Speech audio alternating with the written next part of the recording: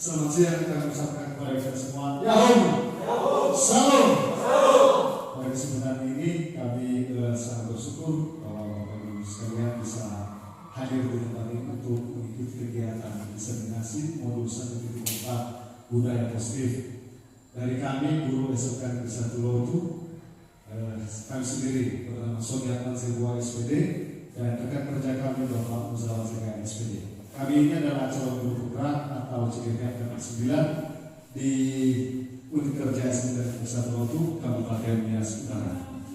Beberapa tertib acara yang sangat sederhana. Yang pertama ini nanti kami mintakan kepada Ibu Kepala Sekolah SMK Negeri 1 Lotu untuk membuka kegiatan yang dimaksud. Setelah itu nanti kami langsung menyajikan tentang diseminasi yang kami maksud. Demikian dari kami, dan setelah ini kami mempersilakan kepada Ibu Kepala Sekolah menyampaikan kata pembukaan. Demikian.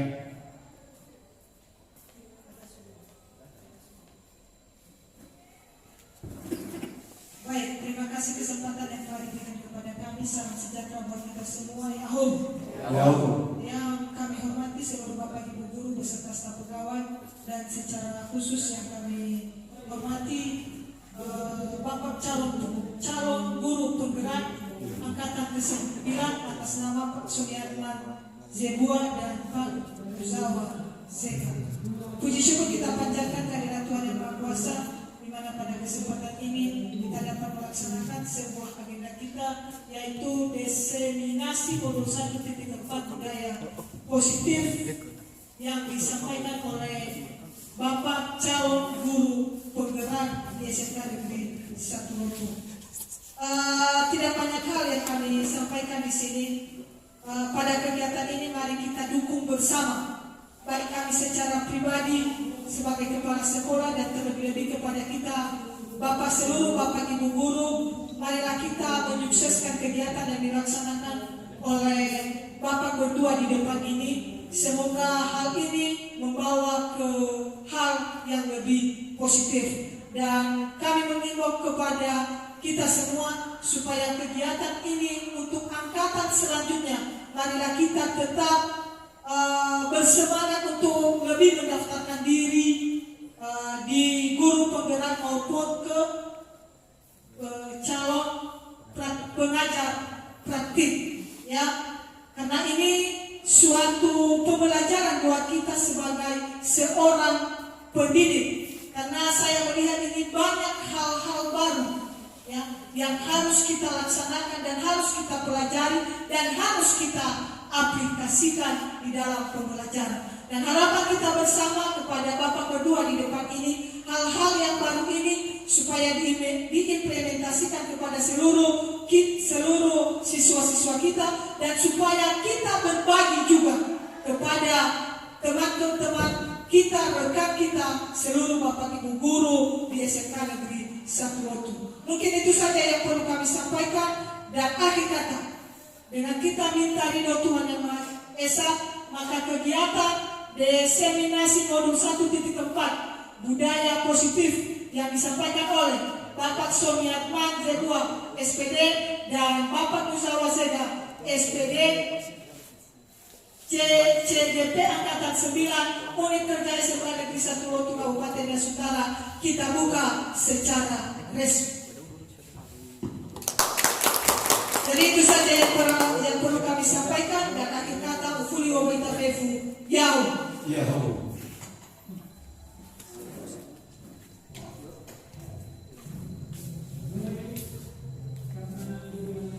Baik, terima kasih kami ucapkan kepada Ibu Pimpinan SMK Negeri 1 Lotu, dan dengan ini kami bisa memulai atas izin kita semua. Kami mulai dengan ice breaking. Boleh sampai temuan Bapak Ibu.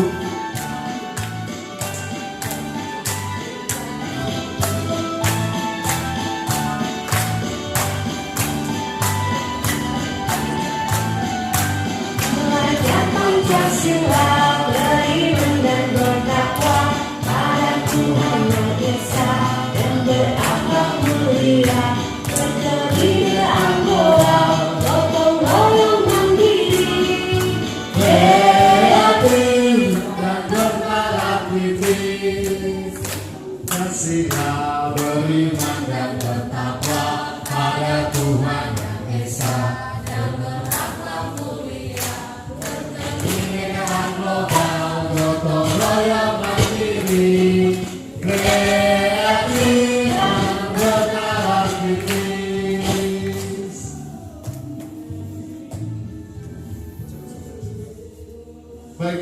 kasih. Bapak Ibu silakan duduk kembali.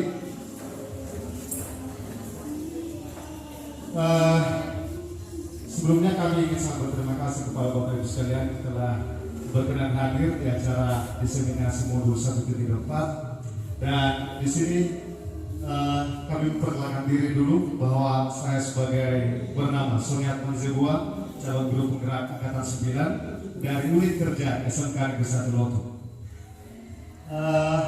Aksi nyata kali ini kami fokus pada budaya positif. Budaya positif itu seperti kita lihat bahwa ini merupakan nilai-nilai atau keyakinan-keyakinan dan kebiasaan di sekolah yang kita seharusnya Bapak Ibu guru itu selalu berpihak pada murid agar murid itu dapat berkembang menjadi pribadi yang baik, kritis, penghormat, dan bertanggung jawab. Jadi budaya positif ini Bapak Ibu sebenarnya berawal dari pemikiran Bapak KHD. Ini disingkat. KHD itu adalah Bapak Ki Hajar Dewantara. Mungkin Bapak Ibu sekalian sudah tahu siapa itu Bapak Ki Hajar Dewantara. Dia itu pelopor pendidikan di negara kita ini dan merupakan figur pahlawan di pendidikan. Jadi menurut KHD atau Ki Hajar Dewantara bahwa pendidikan itu adalah menuntut segala kodrat yang ada pada anak agar anak itu dapat berkembang, agar mereka juga dapat keselamatan dan kebahagiaan yang setinggi-tingginya baik sebagai manusia maupun sebagai anggota masyarakat. Proses Bapak Ibu guru tentu saja kita Bapak Ibu guru ini harus menuntun siswa-siswa kita ini, murid-murid kita ini agar mereka ini dapat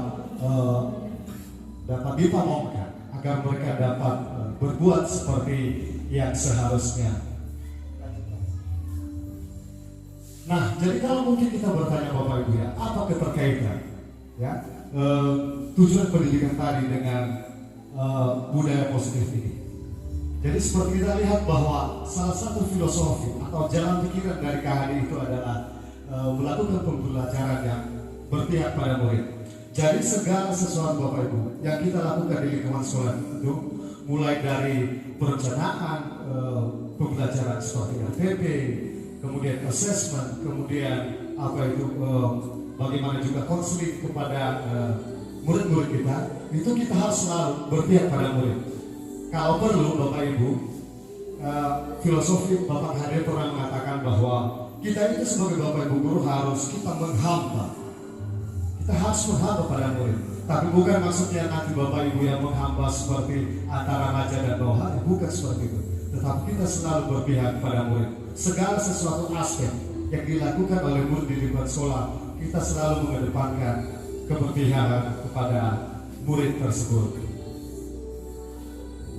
Nah, hubungan yang lain adalah seperti kita baca sendiri bahwa hal ini dapat menciptakan disiplin positif. Jadi ketika kita berpihak pada murid, maka otomatis akan muncul disiplin positif dari murid-murid kita tersebut. Tentu saja pembelajaran di sini juga nanti harus disesuaikan. Kita sudah tidak bisa Bapak Ibu guru untuk tetap mengedepankan kita sebagai guru, di mana pembelajaran itu satu arah, bahwa segala sesuatunya itu dari guru semua, ilmu itu dari guru semua. Jadi zaman sekarang sudah tidak itu lagi.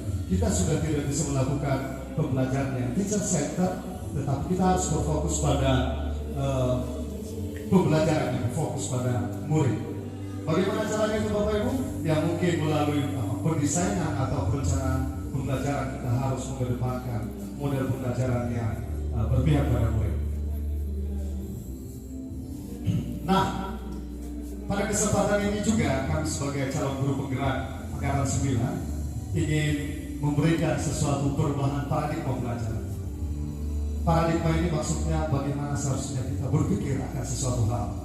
Jadi paradigma belajar dalam hal ini adalah kalau selama ini kita melakukan pembelajaran seperti yang saya katakan tadi, bahwa kita ini selalu yang benar, yang utama di dalam kelas. Ini harus bergeser. Zamannya sudah tidak seperti itu lagi. Yang kita harus selalu berpusat pada pembelajaran yang berpusat pada murid. Kemudian juga bahwa pembelajaran itu mesti menarik. Caranya ya pembelajaran kita harus menarik minat siswa, harus atraktif gitu. Dan tentu saja kita juga jangan salah kaprah bahwa dengan kita memberikan kebebasan pada murid-murid itu bertindak bukan berarti bahwa kita membebaskan mereka. Kita sebagai bapak ibu guru itu harus tetap menjadi kontrol untuk mereka. Kita harus tetap berada pada posisi kontrol. Nah, jadi lanjut Pak. Posisi kontrol maksud kami di sini, nanti kami akan tampilkan beberapa video tentang bagaimana kita bapak ibu guru harus menjadi pengontrol dari siswa-siswa kita. Sebelum itu kami menyampaikan sebuah disiplin positif sebagai lanjutan rangkaian dari perubahan paradigma tadi.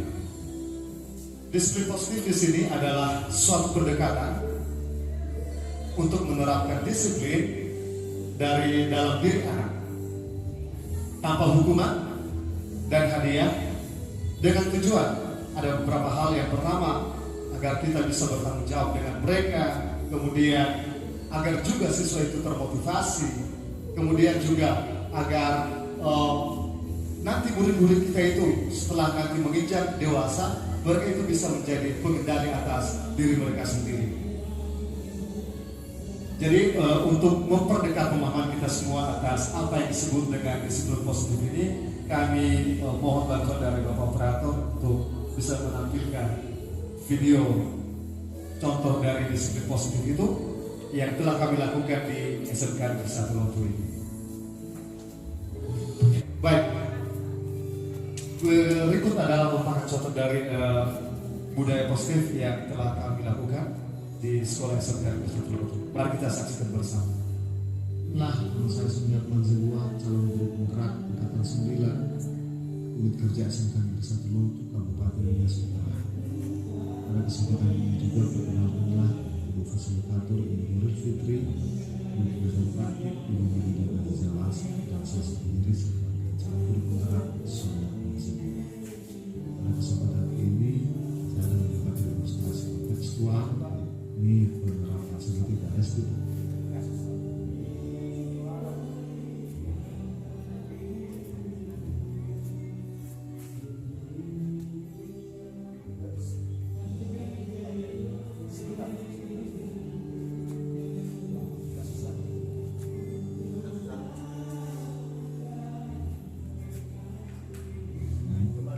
Keyakinannya dan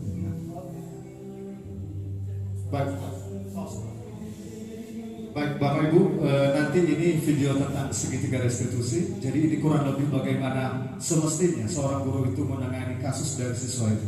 Jadi kami telah melakukan dan mari kita saksikan bersama. Kasus 1. Jadi kasusnya Bapak Ibu adalah ada siswa kita yang bernama Ahmad di kelas 12 AKL 2. Anak kita ini jahil sekali. Ketika masuk kelas, dia mengambil pulpen temannya dan itu terjadi permasalahan kepada objek. Dan pada saat itu saya melakukan segitiga restitusi. Mari kita dengarkan bersama.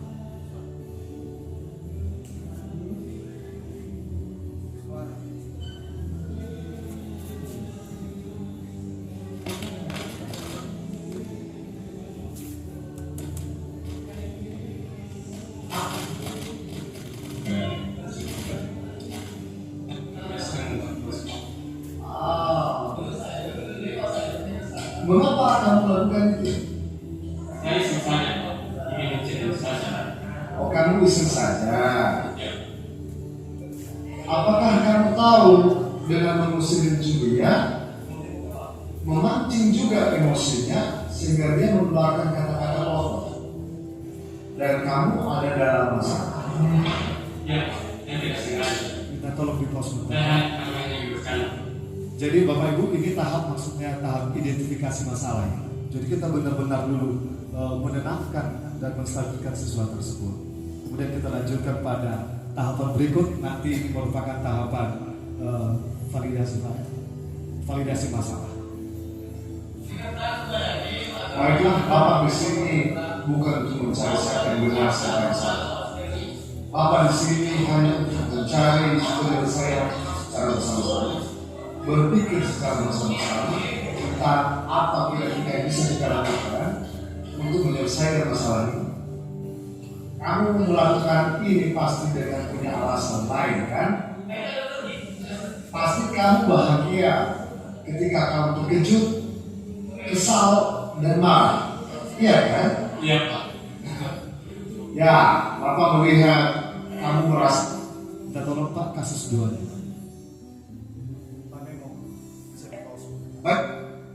Jadi baik, berikut adalah kasus 2 di mana saya sebagai guru memberikan tugas ataupun pelajaran bahasa Inggris kepada siswa-siswi kita di kelas 12 BP1 dan ada yang satu namanya si Julio bermasalah. Mari kita saksikan. Selamat pagi Yolanda. Apakah kamu tahu mengapa Bapak memanggil kamu? Selamat pagi Pak, mungkin berkaitan dengan tugas. Ya, benar. Tapi kamu kemarin masuk kan? Ya Pak, masuk, tapi saya tidak mengumpulkan tugas. Oke. Yolanda, semua orang pernah melakukan kesalahan, termasuk Bapak. Namun setiap tindakan kita pasti ada alasan. Ya, mengapa kamu tidak mengumpulkan tugas? Saya capek dan mengantuk Pak. Soalnya malamnya sekolah ikut sampai jam 12 malam. Akhirnya saat pelajaran jadi malam. Oh, jadi kamu bergadang ya? Ya Pak, Apakah kamu masih ingat keyakinan kelas kita? masih Pak. Kalau masih ingat, kira-kira yang kamu lakukan itu sudah sesuai dengan keyakinan kelas kita belum? Belum Pak. Keyakinan kelas yang mana? Selalu bertanggung jawab Pak. Baik, selalu bertanggung jawab ya. Nah, ternyata kamu tahu. Lalu, apakah kamu punya solusi untuk masalah ini? Ya Pak, pertama saya minta maaf karena tidak mengumpulkan tugas. Kedua, saya tidak akan tidur dalam malam lagi.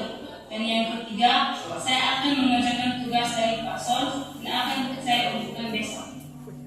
Baik, Bapak mengapresiasi tanggung jawab dan kamu boleh kembali istirahat.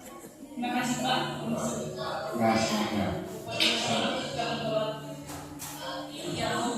Perkenalkan, nama saya Desmond Ansela, kelas 12 Kampus 1. Pada kesempatan ini, saya ingin menyampaikan rasa terima kasih saya kepada Bapak Sojat Mahasiswa karena telah memberikan solusi yang baik sehingga saya bisa disiplin untuk selalu mengerjakan tugas.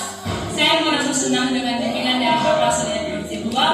Saya akan berusaha untuk tetap disiplin sejak saat ini. Terima kasih. Ya.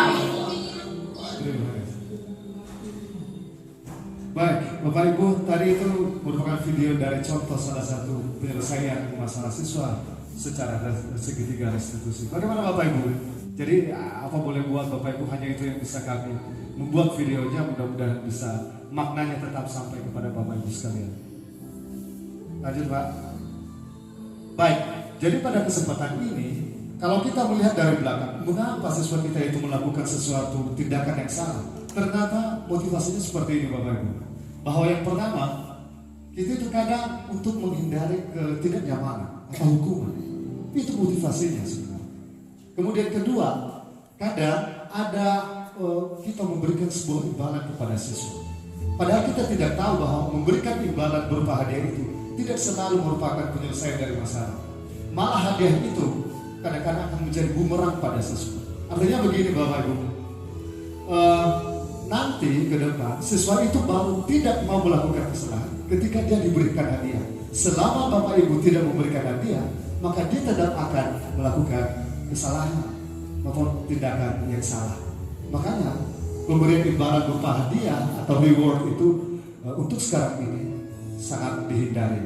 Kemudian yang ketiga, motivasi perilaku manusia juga adalah untuk menjadi orang yang mereka inginkan dan menghargai diri sendiri dan nilai-nilai yang mereka percaya. Jadi begini Bapak Ibu, murid misalnya dia membantu temannya itu karena bukan karena disuruh orang lain, tetapi karena dia yakin bahwa yang dia perbuat itu merupakan sesuatu yang baik. Kadang kita lupa, kadang kita menegur siswa-siswi kita bahwa kamu nggak boleh ini kasih pinjam kepada dia, karena seharusnya siswa itu ya bawalah perlengkapan alat tulismu itu dari rumah. Sebenarnya Bapak Ibu, kita pada posisi di situ tidak selalu benar, karena semestinya memang kita ini ya manusia sosial, dan kita coba menumbuhkan hal itu kepada murid-murid kita. Demikian kami lanjutkan pada kebutuhan dasar. Pada kebutuhan dasar ini merupakan hal yang harus dipenuhi kepada setiap individu, termasuk murid-murid kita. Apa kebutuhan tersebut? Adalah yang pertama, itu murid-murid kita itu membutuhkan kebutuhan hidup, bertahan hidup, survive. Kemudian seorang individu juga merasa dia membutuhkan sesuatu kasih sayang dan diterima oleh golongan dan komunitasnya. Lanjut Pak. Dan juga kebutuhan yang lain adalah penguasaan. Jadi kita itu harus meneguhkan murid-murid kita bahwa kamu itu bisa, kamu itu mampu. Selama ini mungkin kita mengatakan, wah kamu sudah tidak bisa, ini saja nilaimu di ujian sudah tidak memenuhi lagi untuk lewat KKN. Di sisi itu sebenarnya kita Bapak Ibu guru harus memperbaiki diri. Kemudian ada juga kebutuhan akan kebebasan atau freedom. Itu murid juga membutuhkan hal itu. Dia tidak mau belajar tetapi dalam tekanan. Dia itu harus merdeka. Tujuannya apa Bapak Ibu? Karena secara psikologis bahwa ketika seseorang itu nyaman untuk belajar, aman, merasa diri safe, maka itu murid akan semua ilmunya itu akan keluar, semua kemampuannya itu akan maksimal keluar. Kemudian kebutuhan yang terakhir adalah kebutuhan akan kesenangan. Bapak Ibu, terkadang kita selama 1 les, 3 les, kita itu tidak memberikan kesenangan kepada murid-murid. Yang kita tahu adalah pokoknya kita harus kejar materi. Padahal sebenarnya kita itu harus memberikan kesenangan belajar kepada anak. Melalui apa Bapak Ibu? Mungkin melalui ice breaking atau kegiatan-kegiatan yang lain, warming up, mungkin pemanasan sebelum pembelajaran dimulai. Jadi itu merupakan beberapa contoh yang bisa kita lakukan. Lanjut Pak. Jadi intinya Bapak Ibu bahwa guru itu harus memahami kebutuhan dasar dari peserta didik, karena bila murid tidak mendapatkan itu kebutuhannya dengan cara yang positif, maka mereka itu bisa melakukan pelanggaran terhadap peraturan-peraturan sekolah dan juga melakukan hal-hal yang mungkin tidak sesuai dengan norma-norma yang berlaku di masyarakat. Sehingga Bapak Ibu guru kita itu harus memiliki ilmu dan wawasan dalam menguasai di posisi kontrol sebagai guru. Yang pertama itu, kita itu terkadang Bapak Ibu guru ya, kita tidak sadar bahwa kita itu Bapak Ibu guru terkadang menjadi penghukum kita ya, yang memberikan penalti kepada murid. Contohnya seperti dialog berikut ini Bapak Ibu. Kemudian kita itu kadang-kadang Bapak Ibu guru juga kita memberikan dan mendogma dari murid kita itu, kamu itu salah. Jadi kita membebankan kepada anak nilai-nilai kesalahan. Dia semakin terbeban. Lanjut. Kadang juga Bapak Ibu guru kita juga harus bisa menjadi teman dari murid-murid kita tersebut. Memang berat Bapak Ibu ya, menggeser satu pola pikir bahwa guru itu adalah segalanya kadang dalam kelas, itu memang berat untuk bergeser bahwa kita itu juga harus kadang-kadang menjadi teman mereka. Kan? Itu karena secara alami kita Bapak Ibu guru mengatakan bahwa saya lebih pintar daripada kamu dan kamu harus mengikuti saya. Itu harus berubah Bapak Ibu. Yang bagusnya adalah kita itu jangan sebagai penghukum. Kita harus bisa menjadi pemantau dari anak-anak tersebut. Kita harus bisa menjadi observer. Kita tidak harus mengintervensi atau mencampuri urusan pribadinya, tetapi kita itu memantau perkembangannya. Itu lebih baik daripada kita mencampur hidup orang lain. Dan yang terakhir, ini yang lebih bagus lagi Bapak Ibu, kita itu harus berperan, harus bisa berperan sebagai manajer. Bagaimana pekerjaan manajer itu ya Bapak Ibu? Kita itu membuat schedule, membuat jadwal kepada anak-anak tersebut kapan dia harus mengerjakan tugas dengan tepat. Kemudian kita itu juga harus memantau bagaimana perkembangan psikologisnya, karakternya sudah berkembang sampai sejauh mana, apa kendalanya dalam pembelajaran, apa solusinya. Jadi semua itu kita harus punya kemampuan itu. Sehingga untuk mempermudah kerja kita Bapak Ibu sekalian, bahwa kita harus membuat keyakinan kelas. Sebenarnya yang lebih bagus adalah kita harus membuat keyakinan sekolah. Kita harus punya keyakinan sekolah. Tetapi secara spesifik, hal yang bisa kita lakukan secara terukur itu adalah hanya keyakinan kelas. Keyakinan kelas itu seperti Bapak Ibu lihat sekalian, bahwa keyakinan kelas itu merupakan hal-hal yang dipercaya oleh murid. Sehingga kita sepakat bahwa kita harus melakukan ini karena kita yakin bahwa hal ini baik dan berguna untuk kita. Jadi untuk hal ini ada video yang bisa kami berikan.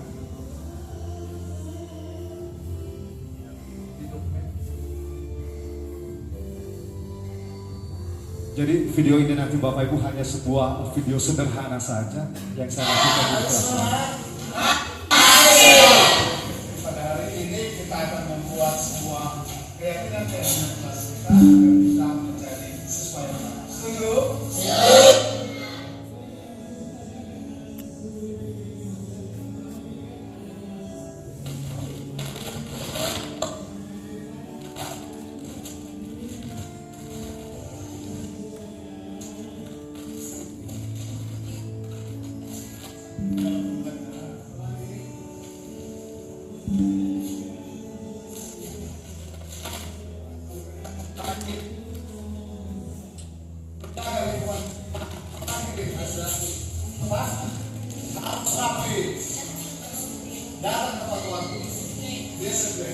Baik, itu semua peraturan.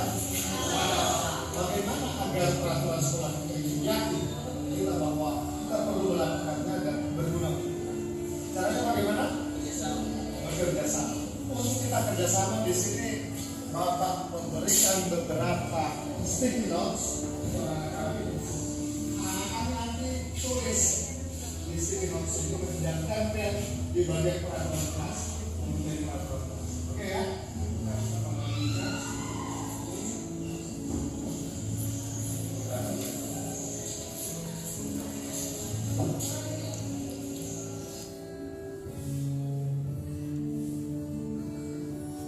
Baik, itu tadi videonya Bapak Ibu sekalian. Kemudian setelah keyakinan kelas kita akan menuju pada slide berikut, yaitu dari kami sebagai CGP Angkatan 9 mengucapkan banyak terima kasih kepada Bapak Ibu sekalian yang telah sudi berkenan hadir di kegiatan ini, dan semoga hal ini menjadi keberkahan untuk kita semua. Demikian dari kami ucapkan terima kasih, dan setelah ini nanti dilanjutkan oleh Bapak CGP, seterusnya yaitu Bapak Muzawazega. Atas perhatian bersama kami ucapkan terima kasih. Yahoo, salam. Baik, kami kembalikan kepada Bapak Musa.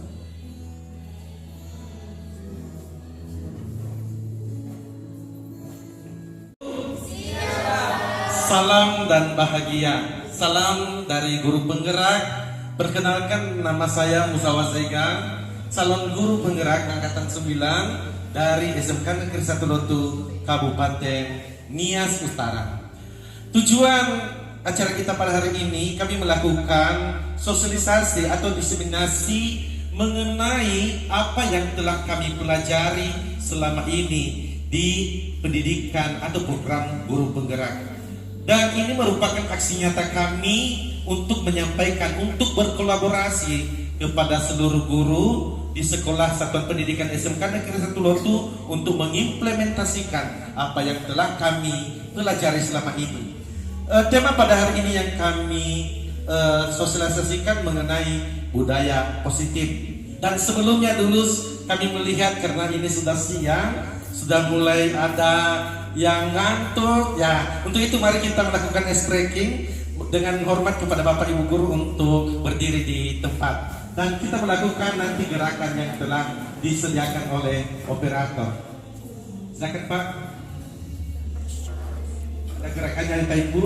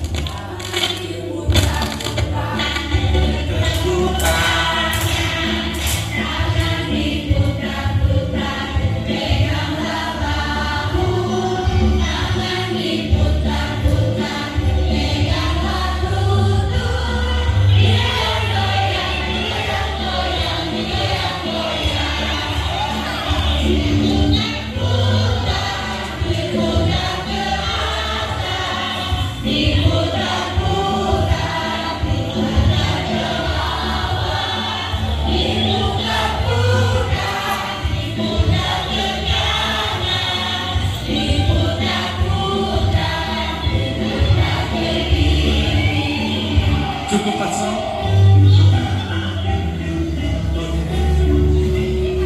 Baik, mengingat waktu ya Bapak Ibu, terima kasih atas partisipasinya melakukan ice breaking. Baik Bapak Ibu, sekarang saya akan memaparkan materi selama ini yang telah kami pelajari mengenai budaya positif. Ini adalah aksi nyata kami. Silakan Pak Son pada slide pertama. Baik, sebelumnya dulu kami menjelaskan bahwa budaya positif merupakan nilai-nilai, keyakinan dan kebiasaan-kebiasaan di sekolah yang berpihak pada murid, agar murid dapat berkembang menjadi pribadi yang kritis, penuh hormat dan bertanggung jawab. Dalam hal ini Bapak Ibu, budaya positif ini adalah kita upayakan di sekolah itu ada kebiasaan-kebiasaan positif di sekolah, di mana selama ini pada pendidikan ini yang menjadi pusat pembelajaran adalah guru. Dan sekarang setelah kami mempelajari di guru penggerak ini bahwa segala sesuatu pembelajaran itu harus berpusat pada murid. Jadi ini menurut Ki Hajar Dewantara bahwa tujuan pendidikan adalah menuntut segala kodrat yang ada pada anak-anak agar mereka dapat mencapai keselamatan dan kebahagiaan yang setinggi-tingginya, baik sebagai manusia, sebagai anggota masyarakat. Jadi di sini menurut Ki Hajar Dewantara itu bahwa guru itu tidak bisa merubah kodrat dari siswa, karena kodrat siswa itu sudah dia miliki sejak dia lahir. Tetapi tugas guru adalah hanya menuntun. Dalam hal ini guru sebagai pamong. Bagaimana cara siswa itu berkembang sesuai dengan kodrat yang dia miliki. Silakan Pak. Jadi salah satu filosofi Ki Hajar Dewantara bahwa melakukan pembelajaran yang berpihak pada murid. Pendidikan yang memerdekakan peserta didik harus mendapatkan tuntunan yang disebut sistem AMO. Gambaran pendidikan yang memerdekakan peserta didik antara lain pembelajaran yang berpihak pada peserta didik. Guru memberikan kebebasan kepada peserta didik dalam berkarya, mengembangkan potensinya. Guru menciptakan pembelajaran berdiferensiasi, di mana mampu mengkomodir semua kebutuhan peserta didik. Yang dimaksud dengan pembelajaran yang berpihak kepada murid, Bapak Ibu, bahwa kita sebagai guru harus menciptakan bagaimana itu supaya pembelajaran di sekolah itu bisa dipelajari siswa dengan senang, dengan aman dan menyenangkan, sehingga siswa itu akan senang dalam melakukan pembelajaran, tidak ada sifat monoton pada guru. Silakan Pak. Hubungan menciptakan disiplin positif dengan proses pembelajaran yang berpihak pada murid adalah menciptakan pembelajaran yang nyaman dan menyenangkan, adalah merupakan proses pembelajaran yang berpihak pada murid. Jadi jelas Bapak Ibu, untuk menciptakan pembelajaran yang berpihak pada murid berarti seorang guru itu harus menciptakan disiplin positif, yaitu pembelajaran yang menyenangkan. Bagaimana sekolah itu aman, bagaimana sekolah itu menyenangkan bagi anak. Soalnya kalau sekolah tidak aman atau tidak menyenangkan bagi siswa, tentu siswa-siswa itu tidak suka belajar atau bosan dalam belajar. Baik, pada saat ini kami akan memaparkan perubahan paradigma belajar. Kalau selama ini Bapak Ibu kita melakukan pembelajaran di mana guru itu sebagai teacher center, di mana teacher center ini Bapak Ibu guru mengajar. Ketika guru mengajar, siswa hanya diam, hanya dia di tempat mendengarkan apa yang dikatakan oleh guru atau apa yang diajarkan oleh guru tersebut, sehingga siswa itu tidak berkembang, ya, tidak ada motivasinya, hanya mendengarkan saja apa yang telah disampaikan oleh guru. Jadi ketika kita nanti mempelajari hal ini, maka kita harus melakukan paradigma belajar dengan pembelajaran yang berpihak pada murid, yaitu pembelajaran yang nyaman, aman, dan menarik, dengan menciptakan disiplin positif sekolah seperti keyakinan kelas, memahami kebutuhan dasar murid, memahami 5 posisi kontrol, dan penerapan segitiga restitusi. Itu nanti yang akan kita pelajari. Baik Bapak Ibu, sekarang kita masuk pada poin pertama yang merupakan bagaimana proses menciptakan budaya positif di sekolah. Yang pertama dulu disiplin positif. Disiplin positif adalah suatu pendekatan untuk menerapkan disiplin dalam diri anak tanpa hukuman dan hadiah, dengan tujuan yang pertama agar bisa bertanggung jawab terhadap apa yang dilakukannya, karena mereka mendasarkan tindakan mereka pada nilai-nilai kebajikan yang universal. Jadi Bapak Ibu, dalam menciptakan disiplin positif ini, kalau selama ini siswa itu melakukan peraturan atau melaksanakan peraturan atau mengikuti peraturan hanya karena mereka takut terhadap hukuman dari sekolah. Misalnya, kenapa siswa itu tidak terlambat? Karena ada dorongan dari intrinsik yang merupakan peraturan dari sekolah. Berarti dia takut pada hukuman tersebut, makanya siswa itu melakukannya. Yang kedua, karena siswa itu menginginkan imbalan atau hadiah dari guru. Misalnya siswa itu baru belajar apabila diberikan hadiah. Jadi ada akibatnya ini Bapak Ibu. Apabila ke depan tidak dikasih hadiah, tentu siswa itu juga nanti malas belajar. Ya, silakan Pak. Jadi kita sebagai guru harus memahami motivasi perilaku manusia. Ada 3 motivasi perilaku manusia. Yang pertama, untuk menghindari ketidaknyamanan atau hukuman. Yang kedua, mendapatkan imbalan atau penghargaan dari orang lain. Yang ketiga, untuk menjadi orang yang mereka inginkan dan menghargai diri sendiri dengan nilai-nilai yang mereka percaya. Jadi Bapak Ibu, kalau kita lihat bahwa motivasi perilaku manusia itu karena ada beberapa hal, yang diantaranya karena ada takut pada hukuman, karena ada imbalan atau penghargaan. Jadi yang cocok kita lakukan guru adalah poin nomor 3, yaitu untuk menjadi orang yang mereka inginkan dan menghargai diri sendiri dengan nilai-nilai yang mereka percaya.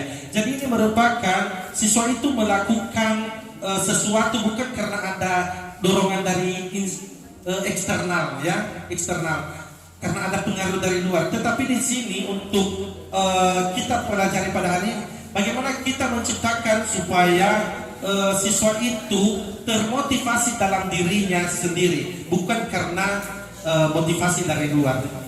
Silakan Pak. Ada 5 kebutuhan dasar manusia yang harus kita ketahui. Yang pertama mengenai kebutuhan bertahan hidup. Seperti guru harus memahami juga bahwa siswa itu misalnya membutuhkan misalnya kesehatan, rumah, makanan. Itu adalah merupakan kebutuhan bertahan hidup.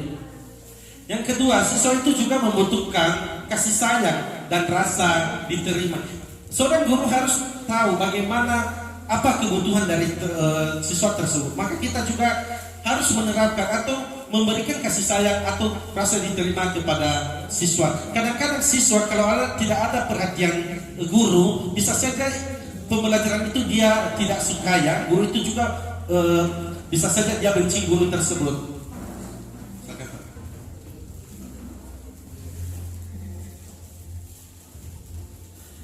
Ada juga model yang ketiga, yaitu penguasaan atau kebutuhan pengakuan atas kemampuan. Kebutuhan ini meliputi keinginan untuk dianggap berharga, bisa membuat perbedaan, bisa membuat pencapaian, kompeten, diakui dan dihormati. Siswa itu juga membutuhkan yang namanya penguasaan ini. Kadang-kadang di dalam kelas itu kita harus juga memahami bahwa kita harus memberikan apresiasi kepada murid. Misalnya ada contoh soal, maka kita juga harus mengakui apa yang telah, atau kita menghargai apa yang telah dijawab oleh siswa tersebut. Itu namanya kebutuhan penguasaan. Yang keempat, kebebasan, kebutuhan akan pilihan. Anak-anak dengan kebutuhan kebebasan yang tinggi menginginkan pilihan. Mereka perlu banyak bergerak, suka mencoba-coba, tidak terlalu terpengaruh kepada orang lain, dan senang mencoba hal yang baru. Jadi di sini juga kepada Bapak Ibu guru bahwa siswa itu juga membutuhkan yang namanya kebebasan. Berarti siswa itu juga mencoba kalau ada hal-hal baru. Kalau kita mengerti mengenai ini, maka kita juga membiarkan siswa itu untuk mencoba pada hal-hal yang baru tersebut, supaya siswa itu bisa kreatif. Dan yang kelima, kesenangan, kebutuhan untuk kesenangan, yaitu kebutuhan untuk merasa senang. Jadi manusia juga Bapak Ibu apabila tidak senang maka hidupnya itu kaku ya, tidak ada kesenangan. Jadi siswa itu juga membutuhkan yang namanya kesenangan. Seperti yang kita lakukan tadi Bapak Ibu, ice breaking ya. Ice breaking itu bagaimana itu menciptakan suasana kelas itu hidup, tidak monoton ya. Sehingga ini adalah merupakan kebutuhan-kebutuhan yang harus dipahami oleh guru terhadap peserta didik. Lanjut Pastor. Guru harus memahami kebutuhan dasar manusia karena bila murid tidak mendapatkan kebutuhannya dengan cara yang positif, mereka bisa melanggar peraturan atau melakukan hal-hal yang tidak sesuai dengan nilai-nilai kebajikan. Contohnya Bapak Ibu, apabila kita tidak memahami tadi apa itu kebutuhan siswa, bisa saja siswa itu melakukan tindakan-tindakan yang negatif, yang bertolak belakang dengan nilai-nilai kebajikan. Misalnya, kalau misalnya siswa itu tidak tersedia penanya, bisa saja dia mencuri pena temannya. Jadi bagaimana kita seorang guru itu memenuhi kebutuhan siswa tersebut.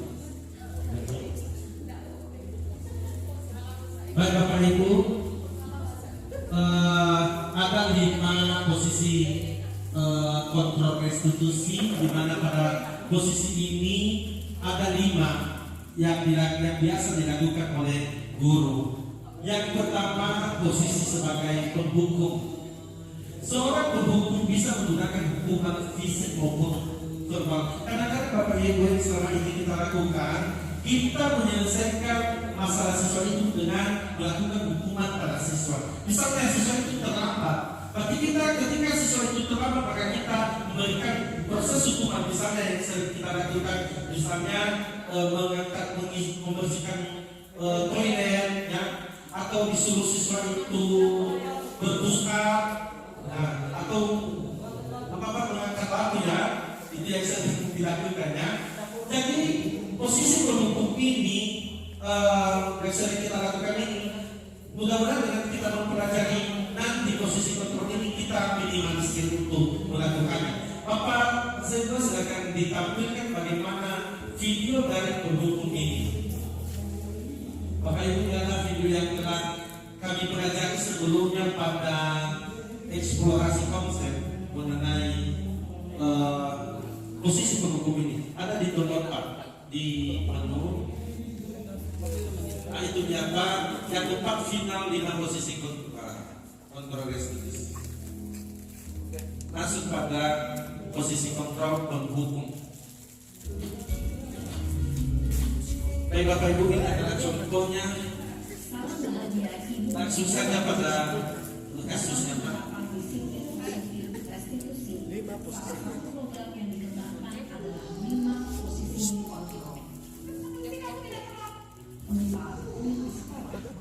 Baik Bapak Ibu, ini ada siswa.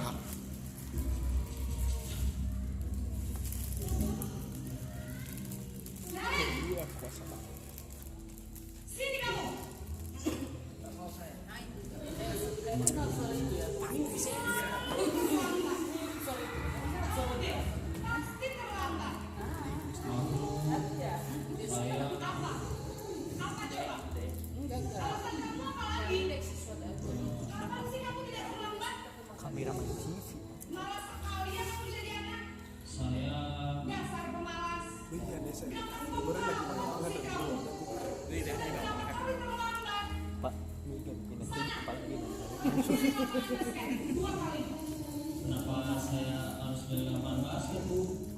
Kenapa? Kamu malah itu berani-beraninya jawab. Sudah terlambat, masih berani jawab pula. Sekarang, terima kasih sekalian. Biar cepat pergi sana ke lapangan basket. Posisi penghukum biasanya berbicara dengan nada tinggi, menghabis.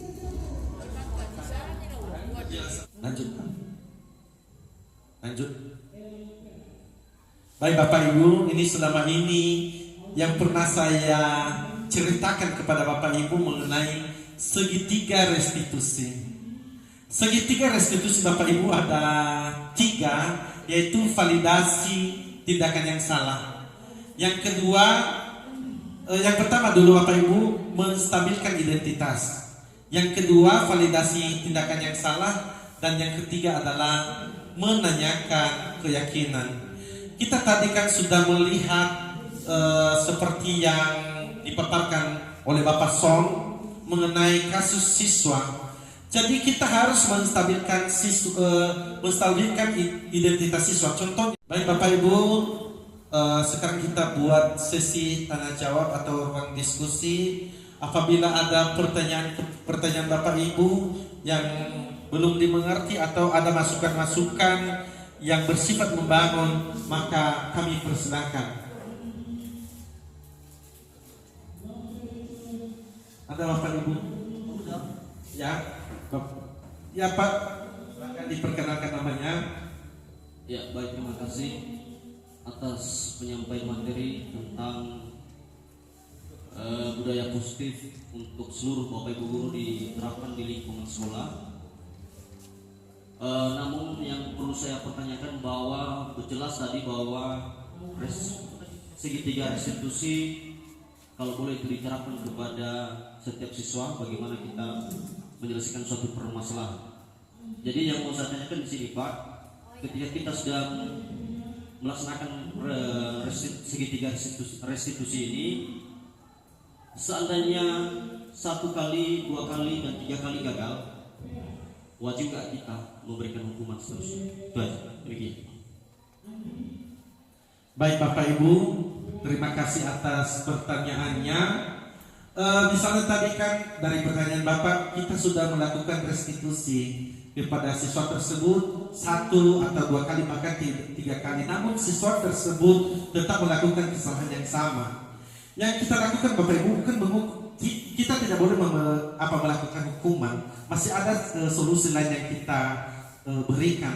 Mungkin siswa tersebut membutuhkan guru, masih ada guru BK yang bisa memberikan pengarahan, karena guru BK itu kan dia tahu bagaimana kejiwaan atau psikis dari siswa tersebut Pak. Jadi dengan kita memberikan dia kepada guru BK, pasti nanti ada perubahan, karena ada banyak solusi dari guru BK untuk mengatasi masalah siswa. Atau juga Pak Som bisa memberikan tambahan. Silakan Pak Som. Pas. Baik, terima kasih Bapak guru. Atau ada lagi Pak? Baik. Ada lagi Bapak Ibu yang memberikan pertanyaan?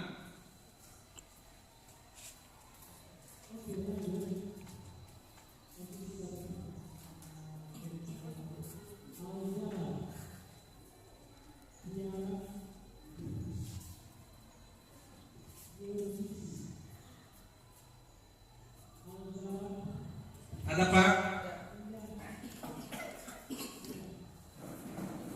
Baik, terima kasih atas pemaparan yang disampaikan. Di sini ada beberapa pertanyaan dari penyampaian tadi, yaitu apa hubungan profil Ki Hajar Dewantara dengan modul positif atau budaya positif? Terima kasih. Baik Pak, terima kasih. Itu adalah pertanyaan yang bagus dan menantang ya. Baik, apa hubungan dari filosofi Ki Hajar Dewantara dengan budaya positif? Jadi dengan kita menciptakan hal-hal yang menarik bagi murid, yang kita memenuhi kebutuhan tersebut sudah mendukung daripada cita-cita dari Ki Hajar Dewantara. Kalau ada tambahan Bapak Zebua juga dipersilakan. Baik, kami mungkin langsung duduk aja Pak. Ini satu pertanyaan yang sangat kritis dan super sekali Pak. Jadi memang hubungannya adalah atau kaitannya budaya positif dengan filosofis dari beliau, dari KHD atau Ki Hajar Dewantara adalah kita tahu bahwa filosofisnya atau salah satu jalan pikiran dari KHD itu adalah itu anak itu harus diberi tuntunan, harus diberikan arah. Tentu saja kita sebagai Bapak Ibu guru nggak mungkin lah kita memberikan tuntutan yang negatif, yang jelek, ataupun arahan yang membahayakan. Oleh karena itu cara untuk menuntun dengan ke arah yang lebih baik itu ya terpaksa kita, dan memang harus kita Bapak Ibu Guru menanamkan budaya positif. Dimulai dari diri kita sendiri Bapak Ibu Guru, kita imbaskan kepada siswa-siswi tersebut. Demikian dari kami Pak. Bagaimana Bapak Gia? Baik, terima kasih Bapak Gia. Mudah-mudahan di sekolah kita akan menerapkan budaya positif ini agar siswa itu terpenuhi kebutuhan belajarnya. Terima kasih. Ada pertanyaan lain Bapak Ibu? Oke Bapak ente ya. Baik, terima kasih kesempatan yang diberikan kepada kami. Nama saya Niti Maharifa. Saya menarik sekali dari penjelasan materi yang disampaikan oleh bapak-bapak berdua mengenai budaya positif dalam proses pembelajaran di sekolah. Tadi saya melihat dan saya juga memahami bahwa pembelajaran pada budaya positif yang diterapkan di sekolah itu yang seharusnya fokus daripada pembelajaran itu yaitu pembelajaran yang berpihak kepada siswa. Yang ingin kami tanyakan, apa yang dimaksud dengan pembelajaran yang berpihak kepada siswa? Demikian. Baik, terima kasih Bapak Harifa, pertanyaan yang sungguh luar biasa dan bermakna bagi kita semua. Bapak Harifa tadi menanyakan apa itu pembelajaran yang berpihak pada murid. Bapak Ibu, kalau selama ini kita sebagai guru, kita adalah merupakan pusat pembelajaran atau teacher center.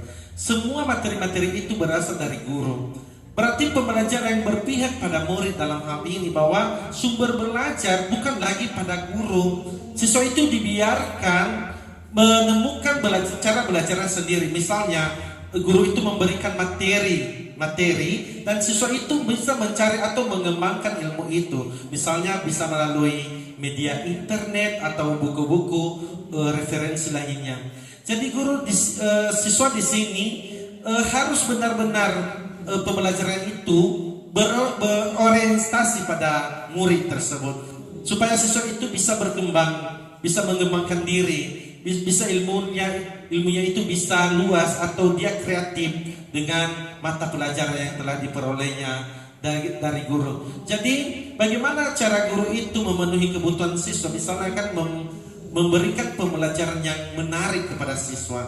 Ada yang telah kami pelajari pada modul 2.1 mengenai pembelajaran yang berdiferensiasi, di mana pada pembelajaran itu akan sebagai guru harus memenuhi segala kebutuhan siswa dan harus memahami juga apa kebutuhan siswa. Misalnya kebutuhan siswa misalnya pada minat, pada kesiapan belajar dan profil belajar murid, di mana guru itu menyediakan berbagai sumber belajar murid agar terpenuhi kebutuhannya. Misalnya kan melalui siswa yang suka visual bisa menampilkan seperti di atas ini materinya melalui video. Misalnya ada siswa yang suka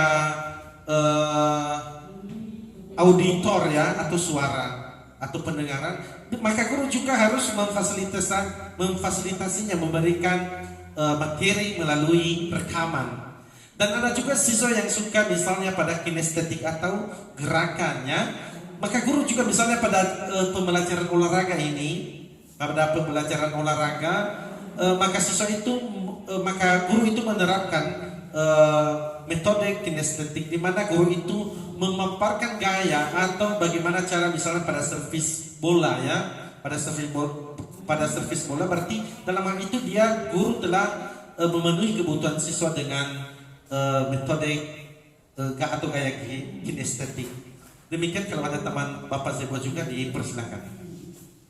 Ya Pak, terima kasih. Saya tertarik saja Pak tentang gaya belajar yang tadi ya Pak Musa. Saya hanya menambahkan sedikit bahwa memang kemungkinan yang kita ketahui selama ini bahwa hanya 3 gaya belajar, yaitu auditori, visual, dan kinestetik. Tapi sebenarnya ini mungkin dalam proses penelitian bahwa ada satu lagi yang memungkinkan gaya belajar yang lain, namanya gaya belajar analisis logis. Ini gaya belajar anak-anak yang biasanya cenderung setelah dipicu dengan audiovisual, gambar, video, tetapi anak-anak kita ini masih belum tergerak.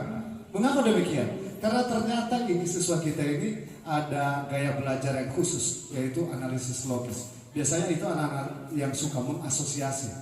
Dia baru paham kalau misalnya dia menghubung-hubungkan sesuatu. Misalnya kami dalam bahasa Inggris, misalnya kata ini di bahasa Indonesia mirip dengan kata bahasa Inggris. Jadi dia asosiasikan itu. Kemudian anak itu juga ciri-cirinya sering mengeksplorasi.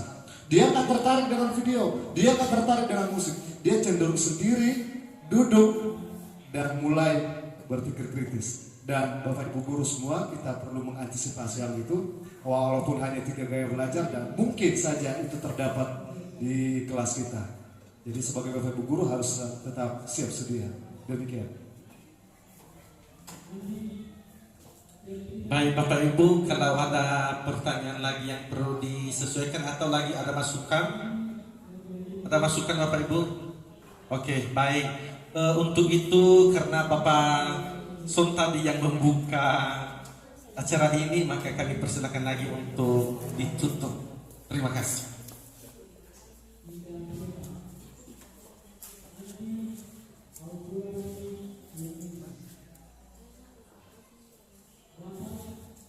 Baik, Bapak Ibu sekalian. Baik, Bapak Ibu, sebelum ini berakhir, bagaimana kalau kita melakukan ice breaking lagi, atau memang Bapak Ibu sekalian sudah lelah dan memang harus mau selesai? Selesai Bapak Ibu? Ice breaking? Boleh. Bagaimana kalau ice breaking yang tadi yang pertama, biar kita ada sedikit goyang-goyang juga? Boleh Pak Ustaz? Yang pertama Pak. Ice breaking terheboh tahun 2019. Ayo Bapak Ibu, boleh berdiri semua Bapak Ibu.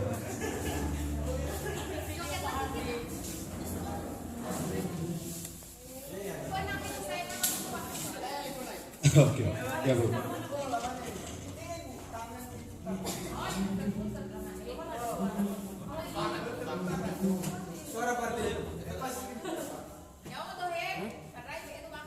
Iya Bu. Super ranking. Oke, yang semangat ya.